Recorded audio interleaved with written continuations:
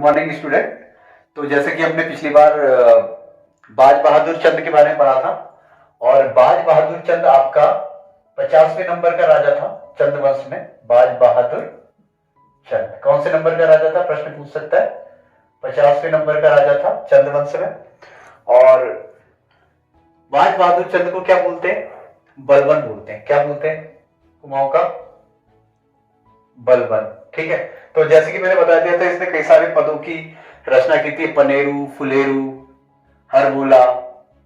ठीक है।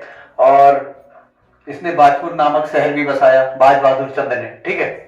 और इसको बूढ़ा अत्याचारी शासक भी कहते हैं। इसको बूढ़ा अत्याचारी शासक भी कहते हैं। इसके बाद जो अगला शासक है हमारे पास वो है उद्योगचंद। ठीक है। तो उद्योगचंद के बारे में थोड़ा देखेंगे हम। उद्योगचंद सन देखें तो 1678 से 1698। और इसके अगर समकालीन राजा देखें, किसके? उद्योगचंद के समकालीन तो कौन हो सकता है भाई? देखो, इसके समकालीन है फतेहपति शाह। कौन है? फतेहपति शाह। कहां पे बैठा होगा फतेहपति शाह? गढ़वाल में। ठीक है। फतेहपति शाह बैठा गढ़वाल में। अब उद्योगचंद भी क्या करेगा? गढ़वाल पे क्या करेगा? आक्रमण करेगा। देखो, सारे चंद शासक कहां कर रहे हैं आक्रमण? गढ़वाल पे आक्रमण कर रहे हैं। तो अभी हम देखें तो वैसे फतेहपति शाह भी इसके समकालीन उद्योगचंद के, पर एक राजा फतेहपति शाह के जो पिताजी हैं, कौन है वो? अभी महीपति शाह। ठीक है। तो महीपति शाह को लेके चलेंगे। फतेहपति शाह भी समकालीन, मैंने पहले बताया था।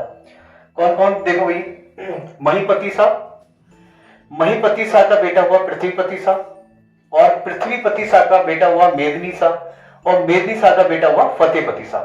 तो उद्योगचंद जो है वो समकालीन है मेदिनी शाह के। किसके? मेदिनी शाह। वैसे तो उसके बाद इसका पुत्र आएगा फतेहपति शाह, वो भी समकालीन रहेगा। पर उद्योगचंद के टाइम पे अभी गढ़वाल में कौन बैठा है? मेदिनी शाह बैठा है। ठीक है। और डोटी पे कौन बैठा हुआ है? डोटी पे, डोटी का नेपाल वाले राज्य में कौन बैठा हुआ है? यहाँ पे एक शासक है देवपाल। कौन है? देवपाल एक शासक है। और ये मेदिनी शाह और देवपाल के बीच में हो जाएगी संधि। क्या हो जाएगी? संधि। और ये दोनों संधि कर लेंगे और इसके बाद ये दोनों मिलकर आक्रमण करेंगे। किस पे? उद्योगचंद पे। उद्योगचंद पे क्या किया इन्होंने? आक्रमण किया। ठीक है। पर दोनों ने मिलकर आक्रमण किया। क्यों? क्योंकि देखो भाई, उद्योगचंद एक तो गढ़वाल पे भी आक्रमण कर रहा है। ये गढ़वाल पे आक्रमण करता है और चांदपुर गढ़ को जीत लेता है। किसको जीत लेता है? चांदपुर गढ़ को जीतता है। बादाम गढ़ को जीतता है। कौन कौन जीतता है? उद्योगचंद। ठीक है। बादामगढ़ को भी जीतता है, चांदपुर गढ़ को भी जीतता है। चांदपुर कहां? चमोली, गढ़वाल में आक्रमण। इसलिए ये तो इससे क्या, इसका दुश्मन हो गया। कौन? मेदिनी शाह। और देवपाल क्यों रखा है भाई? क्योंकि ये डोटी वाले टैक्स किसको दे रहे हैं? चंदों को टैक्स दे रहे हैं। ठीक है। तो डोटी का राजा भी तो कहेगा भाई मैं टैक्स क्यों दूं? तो डोटी और मेदिनी शाह आपस में क्या कर लेते हैं? संधि। और आक्रमण किस पे कर देते हैं? उद्योगचंद में। पर उद्योगचंद इन दोनों के आक्रमण के बावजूद भी हो जाता है विजयी। क्या हो जाता है? विजयी हो जाता है। ठीक है। और जीत गया भाई। देखो, अभी उद्योगचंद जीत गया। और उद्योगचंद जीत के बाद कहां चला जाता है? प्रयाग में जाता है, रघुनाथ मंदिर। कहां जाता है? प्रयाग में रघुनाथ मंदिर। और रघुनाथ मंदिर में भैया किनारे बैठ के गंगा में करता है स्नान। क्या करता है? स्नान कर रहा है अभी उद्योगचंद। जब ये गया प्रयाग जीत कर, तो इसकी सूचना मिलती है देवपाल को। और देवपाल दोबारा आक्रमण कहां कर देगा भाई? कुमाऊं में करेगा नहीं करेगा? ये अभी कुमाऊं में है नहीं, तो फिर कुमाऊं में करता है। तब फिर क्या होगा? दोबारा से उद्योगचंद क्या करेगा? देवपाल पे क्या करेगा? आक्रमण। दोबारा क्या करेगा? आक्रमण करेगा। ठीक है। पर इस बार थोड़ा मामला खतरनाक हो गया। क्या खतरनाक हुआ? कि पहले तो देवपाल को यहां पीटेगा ये। ठीक है। अब देवपाल किधर भागेगा? देवपाल भागेगा अपनी ग्रीष्मकालीन राजधानी। कहां भागेगा? अपनी ग्रीष्मकालीन राजधानी। इसकी ग्रीष्मकालीन राजधानी किधर है? अजमेरगढ़। किधर? अजमेरगढ़। देवपाल अजमेरगढ़ भागा, कुमाऊं पे अटैक किया इसने। उद्योगचंद ने इसको पीटा शुरू किया, तो ग्रीष्मकालीन राजधानी अजमेरगढ़। पर इसका पीछा उद्योगचंद यहां भी छोड़ेगा और अजमेरगढ़ को भी जीत लेगा। कौन कौन जीत लेगा? देखो, यहां देवपाल आगे आगे और इसके पीछे कौन कौन जा रहा है? उद्योगचंद जा रहा है। अब यहां से देवपाल फिर भागेगा और अपनी शीतकालीन राजधानी भागेगा। कहां भागेगा? शीतकालीन राजधानी। ठीक है, और शीतकालीन राजधानी क्या है भैया इसकी? जुराइल डिपाइल कोट। कहां है? याद रखना, पेपर में बहुत पूछ लेते हैं। जुराइल डिपाइल कोट। यहां कौन भागा? देवपाल। यहां भी इसका पीछा नहीं छोड़ेगा कौन? उद्योगचंद। और उद्योगचंद जुराइल डिपाइल में भी क्या कर देगा? अटैक कर देगा। इसके बाद क्या होगा कि भाई देखो, अभी बहुत लड़ाई हो गई है किस किस की? उद्योगचंद और देवपाल के बीच में। तो हमने देखा भाई, देखो डोटी के राजा देवपाल और गढ़वाल के समकालीन जो शासक है उद्योगचंद के, मेरनीसाइन के बीच में संधि होती है। और संधि के बाद ये उद्योगचंद पे आक्रमण करते हैं। उद्योगचंद गढ़वाल पे आक्रमण करके चांदपुरगढ़ को जीत लेता है। दोनों में संधि होती है, दोनों इस पे आक्रमण करते हैं, पर ये दोनों हार जाते हैं। उसके बाद उद्योगचंद कहां जाता है? रघुनाथ मंदिर। तो इसका फायदा कौन उठाता है? देवपाल और कुमाऊं पे आक्रमण कर देता है। इसकी खबर सूचना कैसे मिलती है? उद्योगचंद को। उद्योगचंद आता है और इसे मार के भगाता है। तो ये अपनी ग्रीष्मकालीन राजधानी अजमेरगढ़ भागता है। कौन? देवपाल। यहाँ अजमेरगढ़ को भी उद्योगचंद लूट लेता है। तो देवपाल यहां से भागता है किधर? शीतकालीन राजधानी जुराइल डिपाइल कोट। और यहाँ पे भी कौन भागता है? उद्योगचंद मार के भगाता है इसे। तो भाई अब देखो काफी लड़ाई होगी। अब इन दोनों के बीच में संधि होगी नहीं होगी? बताओ। बिल्कुल होगी। इन दोनों के बीच में क्या होती है? फिर संधि होती है। इनके बीच में संधि होती है उद्योगचंद और देवपाल के बीच में 1688 ईस्वी में एक संधि होती है। और ये पेपर की दृष्टि से बहुत ही महत्वपूर्ण है, जिसको कहा जाता है खैरागढ़ी की संधि। तो आपसे पूछ लेगा पेपरों में भाई खैरागढ़ी की संधि किस किस के बीच में हुई थी? तो खैरागढ़ी की संधि हुई है आपकी देवपाल और उद्योगचंद के बीच में 1688 ईस्वी में। तो अब जब खैरागढ़ी की संधि होती है तो बात क्या होती है कि अब डोटी का जो राजा है देवपाल, वो उद्योगचंद को क्या देगा? कर देगा। इसको करद राजा बना देता है। उद्योगचंद देवपाल को क्या बना देता है? करद राजा। अब ये डोटी का राजा जो देवपाल है उद्योगचंद को क्या देगा? टैक्स देगा। पर उसके बाद उद्योगचंद 1696 ईस्वी में लगभग, कब? 1696 ईस्वी में कर देने से कर देता है मना कि भाई मैं तो कर दूंगा नहीं। तो फिर उद्योगचंद और इसकी क्या होती है? देवपाल के बीच में युद्ध होता है। इस बार उद्योगचंद बहुत बुरी तरह से हारता है। इस बार उद्योगचंद देवपाल से बहुत बुरी तरह से हारता है। और इतनी बुरी तरह से हारता है कि उद्योगचंद युद्ध से ले लेता है, युद्ध से कर लेता है तौबा कि भाई अब मैं युद्ध नहीं करूंगा। इसलिए इसको ये एक धार्मिक राजा बन जाता है। कैसा राजा बन जाता है कि भाई बहुत बुरी तरह से हारता है और इतनी बुरी तरह से आता है कि युद्ध से ही तौबा कर लेता है उद्योगचंद। और एक ऐसा राजा बन जाता है धार्मिक राजा। इसको तपस्वी राजा भी कहा गया है। कैसा राजा कहा गया है? तपस्वी राजा। किसको कहा गया तपस्वी राजा? उद्योगचंद को। तो अभी ये तपस्वी राजा बन गया। अब कैसे काम करेगा? ये अच्छे अच्छे काम करेगा भाई। कैसे काम करेगा? देखो कई सारे मंदिर का निर्माण करेगा क्योंकि ये धार्मिक राजा बन गया है। इसको ताम्र पत्रों में तपस्वी राजा भी कहा गया है उद्योगचंद को। तो ये क्या क्या काम करेगा ये जरा सा देख लेते हैं। देवपाल से हार गया है, तपस्वी राजा बन गया। युद्ध को इसने त्याग दिया। युद्ध नहीं कि अब भाई मैं अच्छे अच्छे काम करूंगा। तो क्या क्या अच्छे काम थे? तो उद्योगचंद ने देखो त्रिपुरा सुंदरी का मंदिर बनवाया। त्रिपुरा सुंदरी का मंदिर बनाया, ठीक है। और उद्योग चंदेश्वर का मंदिर बनवाया। उद्योग चंदेश्वर का मंदिर, उद्योग चंदेश्वर का मंदिर बनाया। और इसकी एक खगास रानी थी तो उसके नाम पर इसने खगारेश्वर मंदिर का निर्माण कराया। और उद्योगचंद ने ही तल्ला महल का निर्माण भी कराया। किसका? देखो पेपरों में पूछ लेते हैं कि तल्ला महल का निर्माण किसने करवाया? तो किसने करवाया? उद्योगचंद ने करवाया। और इसने ही 1000 दीपावलियों के साथ, कितनी? 1000 दीपावलियों के साथ दीपावली मनाई थी, जिसको कहा गया लक्ष्य दीपावली। क्या कहा गया? लक्ष्य दीपावली कहा गया। कौन सा चंद शासक था जिसने लक्ष्य दीपावली मनाई है? उद्योगचंद ने मनाई है। इसका एक राजकवि था जिसका नाम है मतीराम। इसके राजकवि का नाम क्या है? मतीराम। किसके? उद्योगचंद के। और बालेश्वर मंदिर की नींव भी किसने रखी है? उद्योगचंद, जो कि चंपावत में है, ठीक है।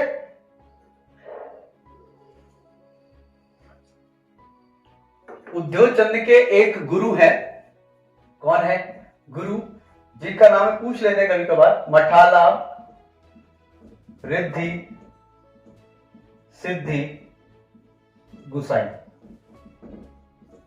आई बात समझ में? और मठाला रिद्धि सिद्धि गुसाई, और सबसे खास बात, ये चंद्रवंश में पहला ऐसा शासक है जिसने स्थायी छावनियों का निर्माण करवाया।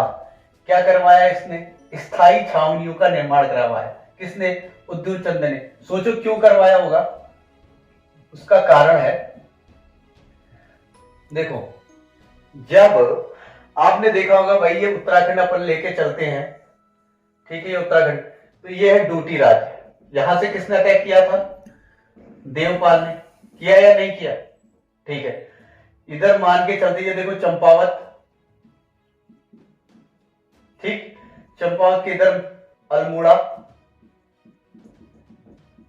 ठीक है, और इधर आपका कौन सा रीजन हो गया? पिथौरागढ़।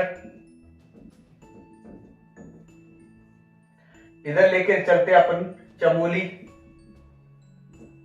ठीक। तो डोटी के राजा देवपाल ने यहां से अटैक किया। चमोली से कौन अटैक करेगा बताओ भाई? चमोली से अटैक किसने किया इसके ऊपर? चमोली से इसके ऊपर अटैक किया था आपका मेदिनी शाह ने, मेदिनी शाह ने। तो इसने सुरक्षा की दृष्टि से, कहा सुरक्षा की दृष्टि से, कहां कहां? इधर चंपावत के पास, इधर पिथौरागढ़ वाला, और इधर अल्मोड़ा के पास स्थायी छावनियों का निर्माण करवाया। किसने? तो पहली बार स्थायी छावनियों का निर्माण करने वाला चंद शासक कौन है आपका? उद्योगचंद, ठीक है। तो बड़ा ही प्रतापी शासक है उद्योगचंद।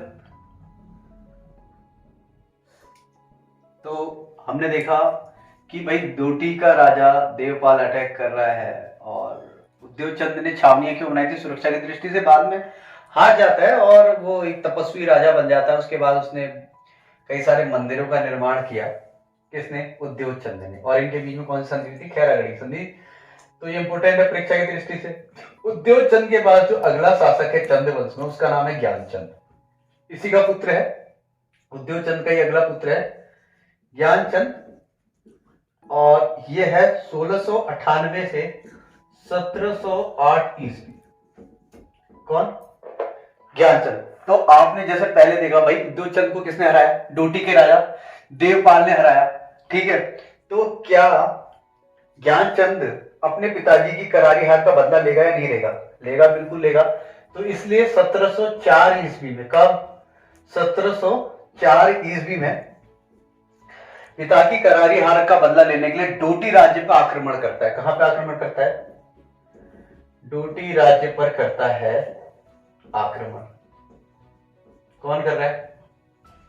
ज्ञानचंद कर रहा है, ठीक है। और डोटी नरेश हार के भाग जाता है। डोटी नरेश हार कर भाग जाता है, और जो ज्ञानचंद इसकी सेना मलेरिया से ग्रसित हो जाती है, इसलिए फिर ये वापस अपनी ही राजधानी लौट आते हैं। एक तो ये हुआ। दूसरी बात, ये एक आक्रमण करता है बधानगढ़ में भी। कहां करता है?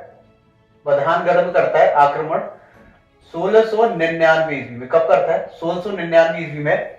और इसमें खास बात यह है कि यहां से ये नंदा देवी की स्वर्ण प्रतिमा लेके आता है। क्या लेके आता है? नंदा देवी की स्वर्ण प्रतिमा लेके आता है बधानगढ़ से, और ये इसी नंदा देवी को स्थापित करता है अल्मोड़ा। अल्मोड़ा में नंदा देवी मंदिर कौन करता है? ज्ञानचंद। तो इससे खास बात दो पूछ लेते हैं। एक तो ये बधानगढ़ पे अटैक करेगा, वहां से नंदा देवी की स्वर्ण प्रतिमा लेकर आएगा और अल्मोड़ा में नंदा देवी मंदिर की स्थापना करेगा ज्ञानचंद। दूसरा, डोटी राज्य पर आक्रमण करता है और डोटी का राजा हार के भाग जाएगा, पर इसकी जो सैनिक हैं वो मलेरिया से ग्रसित हो जाते, तो इस कारण इसको राजधानी वापस लौटनी पड़ती। किसको? ज्ञानचंद को। इसने सोरसीरा में भी अनेक मंदिर बनाए ज्ञानचंद ने। और एक बात और खास बात जो परीक्षा में पूछा जा सकता है, जो भी इसने मंदिरों का निर्माण किया ना उसे देवल या धौल कहा गया है। क्या कहा गया है? देवल या धौल। धौल कहा गया है। और कहां का बनाया इसने देवल या धौल? एक तो पिथौरागढ़ के चौपाता, पिथौरागढ़ के चौपाता, नकुलेश्वर, कासनी, मारसूली और आपका यहां पे इसने जितने भी मंदिर बनवाए वो किसके बनाए? चंद शैली में। तो ज्ञानचंद ने क्या किया? दो काम किए, एक तो डूटी राज्य पर आक्रमण किया था, दूसरा नंदा देवी की प्रतिमा लेके आया और नंदा देवी के मंदिर का निर्माण किया। कहां पे? अल्मोड़ा में। दूसरी बात, इसके बनाए गए मंदिर को देवलिया धौल कहा गया। पिथौरागढ़ के चौपाता, नकुलेश्वर, कासनी, मरसूली, इसने चंद शैली के मंदिर बनाए। किसके बनाए? चंद शैली के मंदिर। किसने? ज्ञानचंद ने। ठीक है। अब जो ज्ञानचंद के बाद आपका अगला शासक है वो है जगतचंद। कौन है? जगतचंद। तो ज्ञानचंद के बाद इसका पुत्र बैठेगा कौन? जगतचंद। ठीक है। और जगतचंद खास क्यों है? क्योंकि जगतचंद के समय को कहा गया है कुमाऊं का स्वर्णकाल। कुमाऊं का स्वर्णकाल किसके समय को कहा है? किस चंद शासक के? वह है आपका जगतचंद है। और क्यों कहा गया? क्योंकि इसके समय में प्रजा काफी प्रसन्न थी और तराई जो रीजन है वहां से 9 लाख का रेवेन्यू जनरेट होता था। किसके समय में? जगतचंद के में। और काफी 12 वर्ष तक शासन किया है जगतचंद ने आपके, और जनता काफी प्रसन्न रही थी। इसने इसको क्या बोला गया? जगतचंद के समय को कुमाऊं का स्वर्णकाल। और इसके समय में गढ़वाल में, श्रीनगर में राजा कौन बैठा हुआ है? श्रीनगर में कौन परमार शासक बैठा है? वो बैठा है फतेह शाह। कौन बैठा है? फतेह शाह। तो फतेह शाह इसके समकालीन हो गया। तो ये श्रीनगर पे अटैक करेगा, गढ़वाल पे अटैक करता है, तो फतेह शाह देहरादून भागता है। कहां भागता है? देहरादून भाग के चले जाता है। ठीक है। तो जब ये श्रीनगर पे अटैक करता है, श्रीनगर को जीत लेता है, उसके बाद ये वापिस चले जाता है और यहाँ पे अपना प्रतिनिधि नियुक्त कर देता है श्रीनगर में।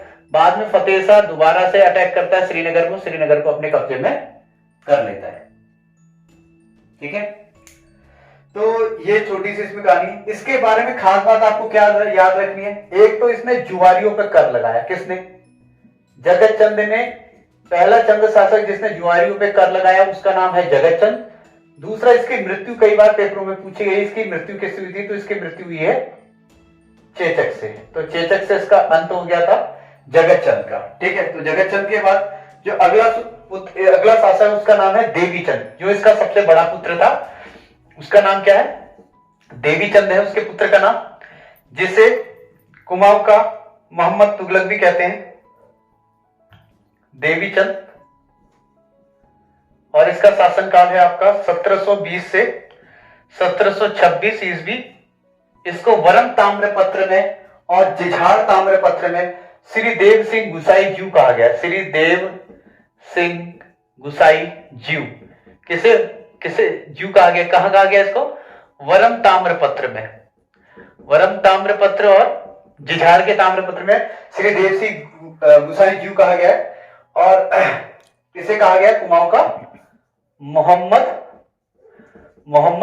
तुगलक। किसे कहा गया भाई? देवीचंद को। क्यों कहा गया मोहम्मद तुगलक? क्योंकि इसके जो राज दरबारी थे, जो चाटुकार राज दरबारी थे, जिनपे ज्यादा पैसे खर्च करता था, वो इसको कुमाऊं का विक्रमादित्य बनाने के झूठे स्वप्न दिखाते थे, जिस कारण इसे क्या कहा गया? कुमाऊं का मोहम्मद तुगलक। और लास्ट में इसके दरबारियों द्वारा इसकी क्या कर दी थी? देवीचंद की हत्या करवा दी जाती है। देवीचंद के बाद आया अजीत चंद, जो कुछ इसका इतिहास कुछ खास नहीं, इंपोर्टेंट नहीं है। अजीत चंद के बाद जो अगला शासक रहता है वह है आपका कल्याण चंद पंचम। और इसके बारे में विशेषकर यही है कि रोहिलों ने आक्रमण किया था।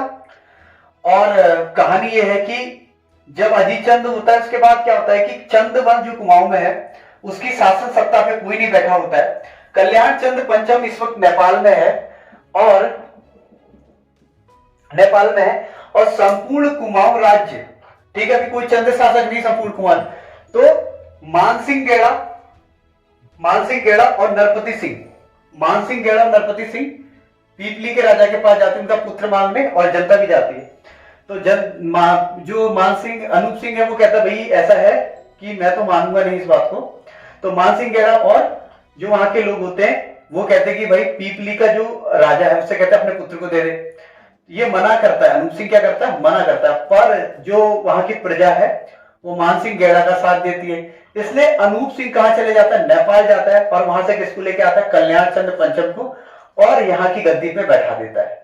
ठीक है, यहाँ की गद्दी पे बैठने के बाद कल्याण चंद्र पहले तो किसको मरवाएगा, भाई जो इसका विरोध कर रहा है, कौन कर रहा था, मान सिंह गेड़ा।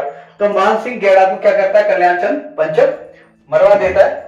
ठीक है, और इसने क्या किया, अल्मोड़ा में चौमहला महल का निर्माण करवाया, किसने, कल्याण चंद्र ने। ठीक है, और एक खास बात क्या है कि अली मोहम्मद खां एक रोहेला सरदार, अली मोहम्मद खां जो कि एक रोहेला सरदार है, इसके समय में आक्रमण करेगा और कल्याण चंद्र की सेना भी जाएगी इधर से किसकी सेना गई, कल्याण चंद्र की, और छकाता के पास जो कि नैनीताल वाला एरिया है, यहाँ पे इन दोनों के बीच में युद्ध होता है, अली मोहम्मद खां, और इसके बाद कुमाऊं सेना भाग जाती है और यहाँ पर किसका राज हो जाता है, अली मोहम्मद खां का संपूर्ण अल्मोड़ा में क्या हो जाता है, राज हो जाता है। एक बात तो ये, ठीक है। इसके बाद जो अगला शासक है चंद वंश में जिससे प्रश्न पूछा गया है वो है दीपचंद। कल्याण चंद पंचम के बाद कौन सा, दीपचंद। और दीपचंद इंपॉर्टेंट क्यों है, देखिए 1747 से लेके 1777 ईस्वी।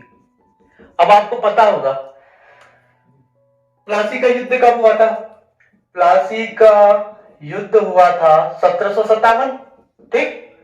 बक्सर का युद्ध कब हुआ, 1760, और इलाहाबाद की संधि कब हुई, 1765। क्यों बता रहा हूं, ये सारी डेट आपको आगे याद रखनी है। देखिए दीपचंद का शासनकाल 1747 से 1777, इसका मतलब जो प्लासी के युद्ध के समय में कुमाऊं का शासक कौन था, दीपचंद। तो एक प्रश्न तो ये पूछ लेता है कि प्लासी के युद्ध के समय कौन सा चंद्र शासक था, वो था दीपचंद, ठीक है। और इसका एक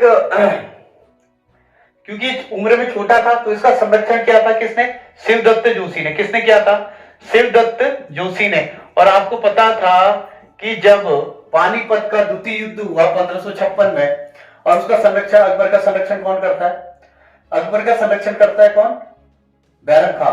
तो यहाँ पे कौन कर रहा है संरक्षण दीपचंद का, शिवदत्त जोशी। इसलिए कुमाऊं का बैरम खां किसे कहा जाता है, शिवदत्त जोशी को। तो ये प्रश्न आपसे पूछा जा सकता है पेपर में, ठीक है। और एक प्रश्न मोहन सिंह रौतेला था, इसने दीपचंद के रहते ही अपने आप को वहां का शासक घोषित कर दिया था। किसके, तो ऐसा कौन सा चंद्र शासक है जिसके जीवित रहते ही उसके ही एक दरबारी सैनिक ने अपने आप को वहां का शासक घोषित कर दिया था, मोहन सिंह रौतेला था। और शासक कौन था उसको, दीपचंद। दीपचंद की मृत्यु कैसे हुई थी, दीपचंद की भी मृत्यु शाहजहां की तरह जेल में तड़प तड़प कर हो गई थी। तो ये दीपचंद से आपसे प्रश्न पूछे जा सकते हैं। दीपचंद के बाद अगला शासक है आपका मोहनचंद। कौन है, मोहनचंद। और मोहनचंद का शासनकाल है 1777 से 1779। देखो क्या होता है कि हर्षदेव जोशी जिसे कि काली कुमाऊं का चाणक्य कहते हैं, वो जाता है किसके पास, ललित शाह के पास। ललित शाह, और ललित शाह को कहता है भैया वो अटैक करते हैं। तो ललित शाह और मोहनचंद के बीच में होता है युद्ध, ठीक है। क्या होता है युद्ध, जिसे कहते हैं बगवाली पोखर का युद्ध। क्या कहते हैं, बगवाली पोखर का युद्ध। और इसमें ललित शाह हो जाता है विजयी। क्या हो जाता है, ललित शाह विजयी। और ललित शाह जब विजयी होता है तो ये अपने पुत्र प्रद्युम्न शाह को, किसको, अपने पुत्र प्रद्युम्न शाह को प्रद्युम्न चंद के नाम से, किसके नाम से, प्रद्युम्न चंद के नाम से कुमाऊं में बैठा देता। ध्यान रखना प्रद्युम्न शाह कौन है, ये वही प्रद्युम्न शाह परमार शासन में था, ठीक है। इसको किस नाम से बैठाएगा, प्रद्युम्न। तो प्रश्न क्या पूछ सकता है, प्रश्न ये पूछ सकता है कि बगवाली पोखर का युद्ध किस किसके बीच हुआ, तो ललित शाह और मोहनचंद के बीच में, जिसमें ललित शाह विजयी होता है और अपने ही पुत्र को प्रद्युम्न शाह को प्रद्युम्न चंद के नाम से इस राजगद्दी पे, कुमाऊं की राजगद्दी पे बैठा था। चंद शासक के बारे में देख रहे थे अभी तक, हमने देखा प्रद्युम्न शाह को बैठा देता है ललित शाह, ठीक है। बवाली पोखर के युद्ध जीतने के बाद। और एक प्रद्युम्न साहब प्रद्युम्न चंद के नाम से चंद शासन में बैठेगा। इसके बाद मोहन चंद दोबारा बैठेगा गद्दी में। तो एक सवाल आपसे ये पूछा जा सकता है, ऐसा चंद शासक जो 2 बार कुमाऊं की राजगद्दी में बैठा तो वो कौन था? उसका नाम है मोहनचंद। ठीक है, मोहनचंद के बाद आता है आपका अगला शासक शिवचंद, और शिवचंद के बाद आता है आपका अगला शासक महेंद्रचंद। चंद वंश का जो अंतिम शासक है, जिसका शासनकाल 1788 से 90 तक है, वो कौन है? आपका महेंद्रचंद है। महेंद्रचंद जब चंद शासक बनेगा कुमाऊं में, इसके बाद आप देखेंगे कि यहां से नेपाल में क्या है, नेपाल में भी राजा बन जाते हैं आपके, जैसे रण बहादुर। ठीक है, उसके बाद उसका बेटा बनता है आपका रण बहादुर शाह के बाद विक्रम शाह। ठीक है, तो वो लोग यहां से हर्षदेव जोशी जो है आपका, वो गोरखा को बोलेगा भाई आओ और कुमाऊं पे क्या करो, आक्रमण करो। और इनके कहने पर 1790 ईस्वी में हवालबाग का युद्ध होगा महेंद्रचंद और गोरखाओं के बीच में, जिसमें महेंद्रचंद की मृत्यु हो जाएगी। तो आपसे पूछ सकते हैं कि महेंद्रचंद और गोरखाओं के बीच में युद्ध कब हुआ? तो 1790 ईस्वी में हवालबाग का युद्ध हुआ था, जिसमें महेंद्रचंद की मृत्यु हो जाती है और यहीं पे चंद वंश क्या हो जाता है, समाप्त हो जाता है। ठीक है, तो अभी तक मैंने पूरे पार्ट्स में सारे चंद शासक जो कि परीक्षा की दृष्टि से इंपॉर्टेंट है सारे क्लियर करे हैं। उनके बारे में जितनी जानकारी मिल सकती है, चाहे वो अजय रावत हो, चाहे वो बद्रीदत्त पांडे हो, चाहे वो हरिकृष्ण रतूड़ी हो, चाहे वो यशवंत सिंह कटोच हो, चाहे घनश्याम जोशी या बलूदी हो। और आपके प्रश्नों की दृष्टि से सारे के सारे क्वेश्चंस में जो क्वेश्चंस पूछे जा सकते हैं वो मैंने यहाँ पे सारे कॉन्सेप्ट के साथ समझाया आपको। थोड़ा सा चंद्रवंश के प्रशासन और शासन के बारे में बात कर लेते हैं। इसी के साथ ये चंद्र शासन आपका समाप्त हो जाएगा। इसके बाद हम अगले लेक्चर में आपका परमार शासन प्रारंभ करेंगे। तो देखिए, चंद्र शासन में जैसे कि मैंने बताया था कि चंद्र शासन की स्थापना सोमचंद्र ने की थी, जो कि प्रयाग के पास झूसी से आया था। कहा? चंपावत में, और ब्रह्मदेव की बेटी से इसका विवाह हुआ और यहाँ चंद्रवंश की स्थापना हुई। उसने 4 किलेदार नियुक्त किए थे, बोरा, कारकी, तड़ागी, चौधरी, जिनको चाराल कहा गया है। बाद में उसने 2 थोकदार, मेहरा और फरतालों की नियुक्ति की। वहां पे बुढ़ चौराया बनाया, जहां पे मेहरा और फरतालों ने उनकी क्या कर दी, हत्या कर दी। मैंने सोमचंद के बाद इंद्रचंद की भी बात करी। और कई बार परीक्षा में यह भी पूछ लिया जाता है कि चौथानी ब्राह्मणों की नियुक्ति किसने करी? तो चौथानी ब्राह्मणों की नियुक्ति भी किसने करी? सोमचंद ने की। राजभुंगे के किले का निर्माण किसने किया? सोमचंद ने किया। तो पेपर की दृष्टि से यह पूछा जाता है सोमचंद से। उसके बाद सोमचंद के बाद जो अगला शासक, वैसे तो बहुत हुए थे, इंद्रचंद इंपॉर्टेंट रहता है। तो इंद्रचंद के बारे में हमने देखा कि रेशम के कारखाने कब लगे? तो वो किसके टाइम पे लगे थे? इंद्रचंद के टाइम पे लगे थे। पटरंग वाली प्रथा अर्थात झूठ बोलने वाली प्रथा किसके समय काल में शुरू हुई थी? तो वो भी कौन था? इंद्रचंद। हमने वीणाचंद के बारे में भी देखा, जो काफी भोग विलासी राजा था और जिसके बाद कुमाऊं में 200 साल तक खसो का राज रहा। उसके बाद वीरचंद आता है नेपाल से, और यहाँ से खसो का आता है। हमने यहाँ पे भीष्मचंद को देखा, जो कि चंपावत में था और जिसने खगमरा महल का निर्माण कराया। उसके बाद उसका बेटा बालू कल्याण चंद, जो राजधानी चंपावत से लेकर अल्मोड़ा को जाएगा। ठीक है, हमने यहाँ पे बड़े ही प्रतापी शासक अभयचंद को देखा। अभयचंद के समय से हमें अभिलेख मिलने स्टार्ट हुए, ऑथेंटिक जो हिस्ट्री होती है उससे मिलती है अभयचंद से। हमने यहाँ भारती चंद के बारे में देखा। भारती चंद से पहले जितने राजा थे वो मांडलिक राजा थे। भारती चंद के बाद क्या हुआ कि राजा कर नहीं देंगे डोटी राज को। तो आपको पता है भारती चंद ने ही डोटी पे पहली बार आक्रमण किया। ठीक है, 12 वर्षों तक युद्ध में वो लगा रहा और एक नई जाति जिसे नायक जाति जो उत्पन्न हुई वो भारती चंद के समय में उत्पन्न हुई, और एक कटकाली की प्रथा जो कि भारती चंद के समय में चली थी। उसके बाद उसका बेटा रतन चंद, जिसने पहली बार भूमि बंदोबस्त किया, हमने यह देखा। रतन चंद के बाद भी कई सारे चंद शासक, जैसे आपका लक्ष्मीचंद जिसने मानसा पे अटैक किया और उसके सेनापति खतरवा सिंह को हराया। और लक्ष्मीचंद का दूसरा उपनाम लखुली बिराली, और जहां वो छुपता था सियाल भूंगा, ये भी हमने इसमें डिस्कस किया। हमने देवी चंद के बारे में भी डिस्कशन किया, जिसको मोहम्मद बिन तुगलक कहते हैं कुमाऊं का देवी चंद। ठीक, और ऐसी हमने जगत चंद, दिलीप चंद और भी कई सारे चंद शासकों के साथ हमने मोहन चंद जो कि चंद राज्य में 2 बार राजा बना है उसके बारे में बात करी। हमने अंतिम शासक महेंद्र चंद की बात करी जिन्होंने 1790 में और हवाल बाग में इनकी क्या हुई मृत्यु। यहाँ पे चंद वंश का क्या हो जाता है समाप्ति हो जाती है। हमने पूरे के पूरे जो 62 राजा है उनमें जो मुख्य राजा हो सकते हैं उन सब के बारे में जितना ज्यादा जानकारी हिस्ट्री हो सकती थी पूरी यहाँ पे बताई। अब अगली बात अगर हम देख सके कि देखिए चंद शासन में कई सारे कर भी थे, ठीक है, जैसे चराई कर, घी कर और भी कई सारे कर थे, ठीक है। और यहाँ पे जो भूमि जिसके पास होती थी उसको बोलते थे थातवान, जो दास होते थे उन्हें बोलते थे कैनी, जो दासों का काम करते थे उन्हें कैनी कहते थे, जो नगद रुपए देते थे, नगद टैक्स देते थे उनको बोलते थे सिरतान। तो आप ये ध्यान रखें, सिरतान, थातवान जमीन के मालिक, और जो जमीन पे काम करते थे दास उनको क्या बोलते थे कैनी बोलते थे, ठीक है। और इसी के साथ हम ये यहाँ पे हमने देखा चंद शासकों के और भी कई सारे कार्य, ठीक है। तो यहाँ पे आपका ये संपूर्ण चंद जो शासन है जिसमें कि इनके पास अपनी सेना भी थी, जिसमें पैदल सेना को पैदल सेना, ठीक है, और पैदल सेना और घोड़ा पैदल सेना, अश्व सेना, ये सारी सेनाएं भी इनके पास थी। कई प्रकार के इन्होंने कर भी लगाए थे चंद शासकों ने। और ग्राम पंचायत की पहली बार अगर स्थापना करी तो सोमचंद ने, आपने देखा था कि एक तरह से थोकदार के पद का भी इसने निर्माण किया था कि रेवेन्यू लिया जाए और पूरे राज्य को चलाया जाए। तो इस तरीके से चंद वंश ने कुमाऊं में पहली बार एक प्रशासनिक तरीके से पूरे राजवंश, जो कि हम बोलेंगे कि चंद वंश जो है, जैसे हम चंद वंश ने एक पूरा प्रशासन की यहाँ पे नींव रख के एक बहुत ही अच्छी तरह से मैनेज किया है पूरे कुमाऊं को। इसके बाद हम देखेंगे परमार शासक जो कि गढ़वाल में है।